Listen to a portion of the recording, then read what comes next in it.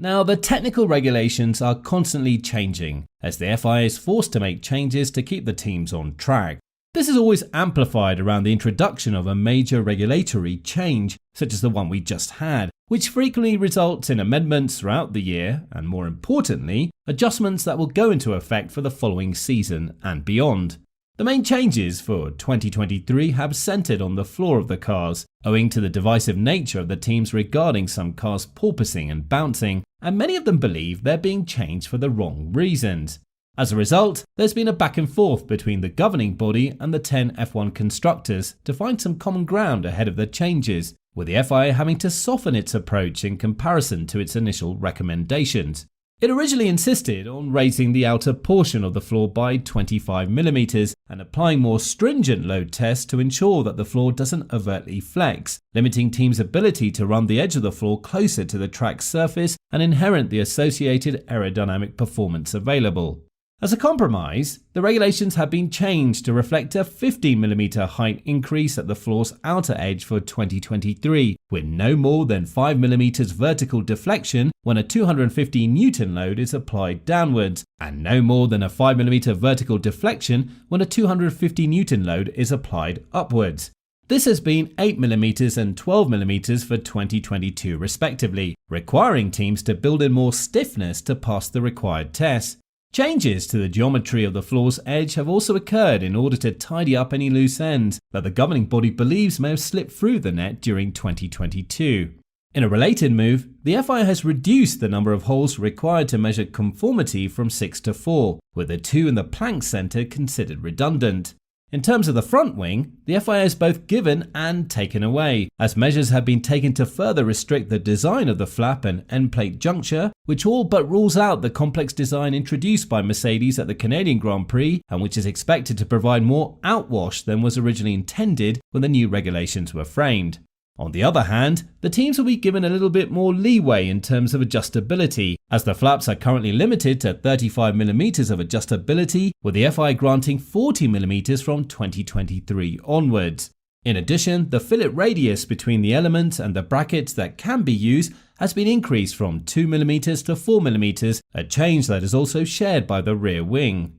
While we're at the back of the car, it's also worth noting that the rear wing tethers will need to be mounted 60mm higher than in 2022, with the FIA clearly learning from incidents that occurred during the season. In that regard, the mounting studs between the power unit and chassis, as well as the power unit and transmission, will require tensile strength greater than 100 kN beginning next season. Now, given the magnitude of Zhou Guanyu's crash at the British Grand Prix, the roll hoop's design is being refined and the loads it must withstand are being increased. These new regulations will almost certainly necessitate that some of the teams redesign the roll hoop structure and any parts built above to be able to withstand a 15G impact with the ground and be made of an abrasion-resistant material. Furthermore, the roll hoop must now be able to withstand forces applied to it from the front as well as the forces applied from the back. The footage captured by the visor cam has received universal acclaim and is set to become a staple of the broadcasts in the future. The FIA has increased the number of camera positions from 6 to 7, including one facing forward within the driver's helmet. Meanwhile, the weight of the car is set to decrease, with the pre-2022 minimum starting target mass of 796 kg set to be reinstated. However, the power unit's minimum weight has increased because some of the associated pipework is now included within its perimeter. Now, to avoid situations like the one we've seen this season, where the fuel is deemed too cool, the regulations have been changed to accommodate a lower temperature threshold. The fuel density check will also reduce the tolerance between the fuel being used and the figure used during pre-approval analysis, further limiting any potential for performance gains between the two. Changes to the regulations will also allow teams to add debris fences to the rear brake duct scoop, in an effort to reduce any failures that might otherwise occur. That brings the list to a close. So, with all of these changes on the horizon, what does it all mean?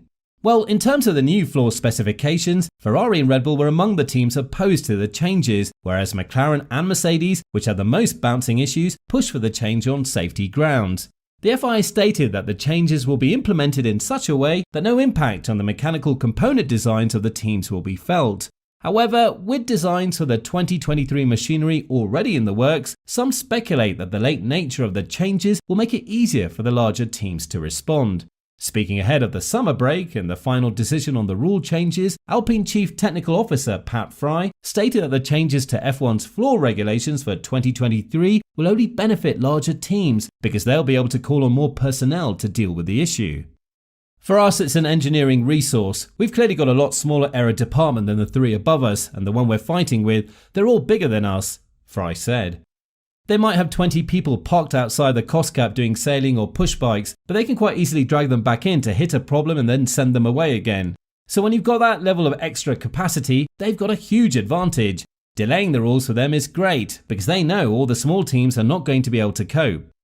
Meanwhile, Mercedes team principal Toto Wolff has fired back at critics of the 2023 rule changes, dismissing the implied threats that Formula One teams might sue the FIA over its planned technical regulation rule changes. "You wonder why they're fighting so hard," said Wolff when asked about the risk of a legal challenge. "Because I read in the media that it's not relevant, it's not a big change, so why are you fighting so much that you're threatening to go legal? No team is ever going to go legal against the FIA, number one, if the FIA decides to implement something on safety grounds, so I think it's just posing." Now, given that Mercedes has had the most extreme problems with bottoming out and porpoising in 2022, some rivals believe it has an undue influence in pushing for the changes. While the Brackley outfit has made significant progress with its car, largely eliminating the porpoising issue, it's still lagging behind the leaders. And this leads to the expectation that the 2023 changes might help it. However, Mercedes trackside engineering director Andrew Chauvelin expressed doubt that such a rule change would benefit the team.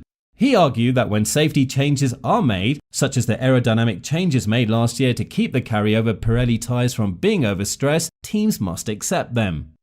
"The reality is that we're working to solve our problems on our own, and I think we made good progress at that," said Chauvelin. "You can understand the conundrum of teams that don't want the regulations to change. We don't know as Mercedes that a regulation change will suit us. And if you think back to 2020 into 2021, we didn't know that regulation change was going to hurt a low ride height car like ours and barely affect a high ride height car. So we're certainly not in the position of saying regulation changes are definitely going to be in favour of Mercedes. Our stance would be that if we want to solve some of the fundamental issues, you're not going to do that leaving the rules alone." But when the rule came in 2020 on safety grounds, Red Bull weren't opposing it, Ferrari weren't opposing it, but importantly, Mercedes weren't opposing that change. It happened. It didn't suit us, but it did come in. So despite the fact that porpoising and bottoming out haven't been a major issue since the beginning of the season, Wolff believes the inherent problem remains. While he recognises that teams at the front will want the regulations to remain the same, while those playing catch-up may want changes, he sees driver safety as the most important concern. "There is an inherent issue on the cars that we're not seeing here, that we have not seen in Austria, and didn't see in Silverstone because the track is the flattest of the year," said Wolff. "But it didn't go away and the cars are way too stiff and imbalanced. And if you ask the driver, you'll probably have a majority that, if asked anonymously, will say that. There was such a discussion among the drivers and there's also an outcome, but nobody talks about it. We'll see where that goes. It's not a matter of a compromise about technical regulations, it's about technical regulations that protect the drivers. And if these cars are too stiff and too bouncy, then let's do something about it. Clearly when you're running in the front, you want to just make sure nothing changes. And when you're not running in the front, you want to make sure that a lot changes. So these are the two spectrums of positions, but this is really about having to ask the drivers and then change." So, what are your thoughts on the changes? Will Mercedes benefit more than others, or will the effects be pretty even? Is there anything you'd like to see changed about the cars in 2023? Let us know in the comment section. Now, if you like the video, please like and subscribe and click the bell to be notified of future content. Thanks for watching.